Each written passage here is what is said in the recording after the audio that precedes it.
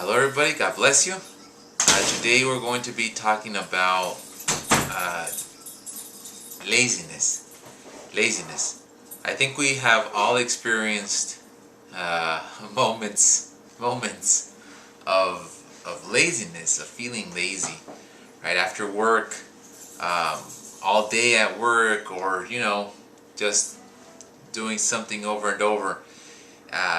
You get tired, and after being tired, your body just wants to go into relaxation, um, and just being a little bit lazy at times. Um, but the thing is that once we have gone from just resting into laziness, then it can be difficult to get out of that state of being lazy.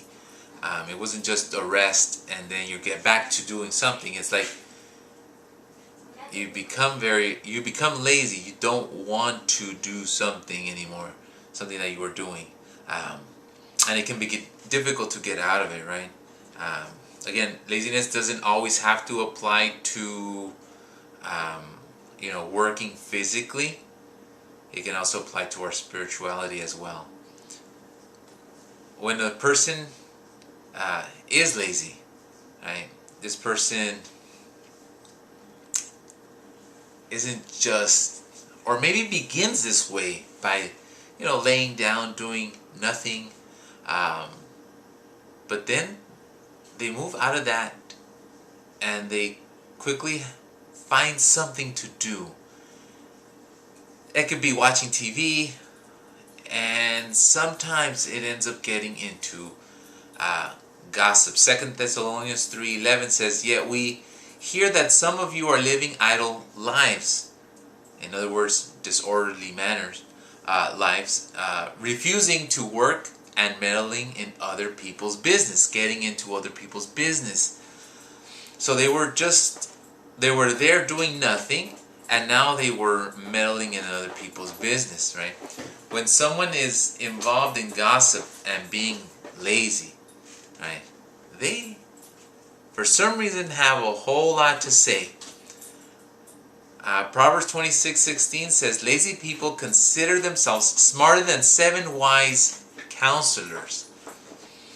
Lazy people consider themselves smarter than 7 wise counselors. They want to do something. They want to get involved in other people's lives. Usually, it's, like I said, it's gossip.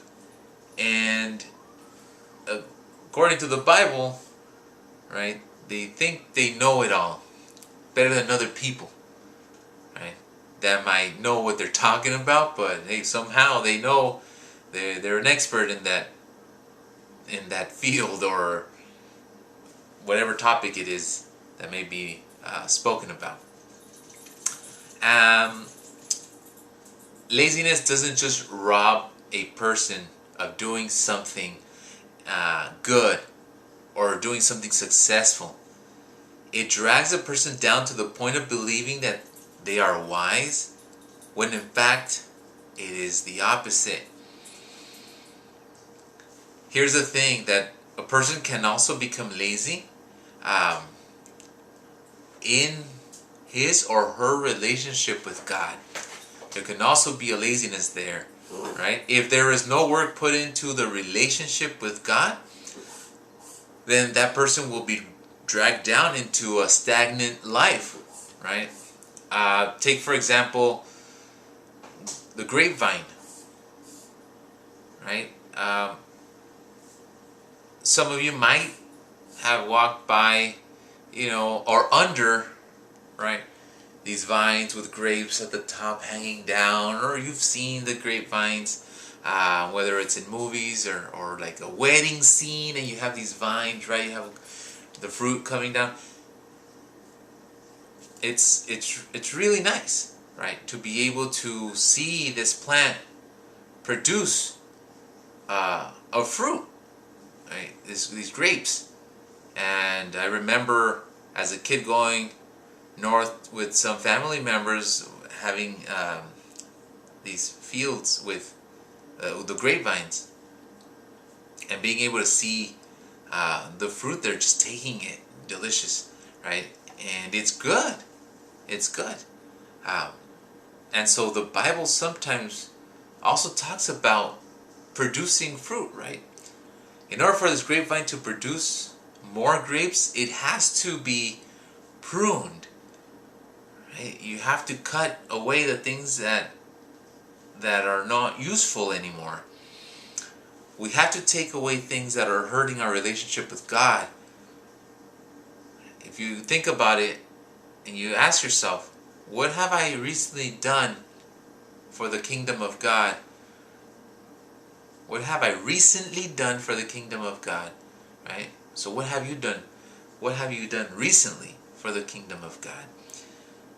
And of course it can be difficult to do something during these times because we're just maybe indoors, right?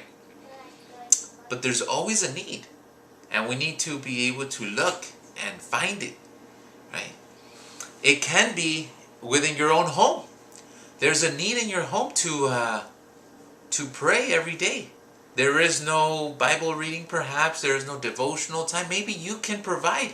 You know what, everybody? I think we should get together at this time and just read a passage and start that at home because there's a need.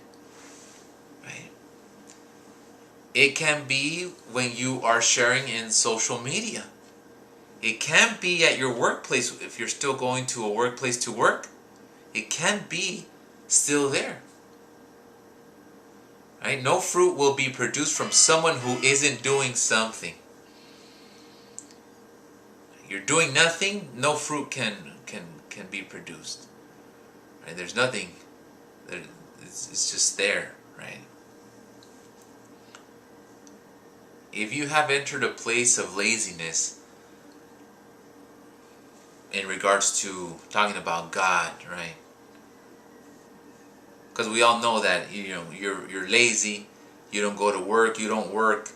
As you get older and you get a job, right, and you gotta get some money to buy food, to cooperate, to put in, to pitch in money for for rent or the bills or whatever it may be, right? If there's no work, then there's nothing you can buy, nothing you can pay.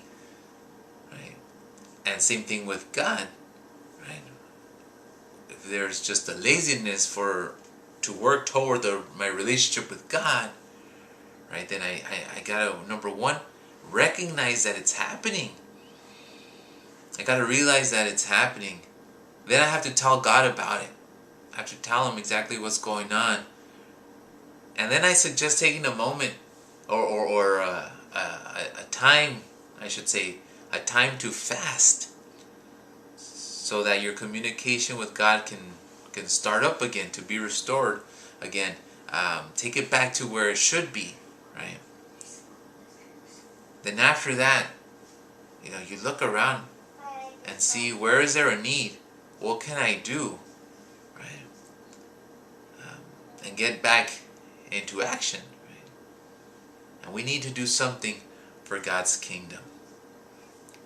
Being aware of the times that we're living in, yes, right? Following all the precautions of 6 feet apart, a mask on, right? Using our head to think, is this okay for me to do or not to do, right? And then also allowing God to help us to continue with a plan that we may have to spread the good news, right? And then definitely getting back to talking to Him, to reading the Bible, to getting to know Him.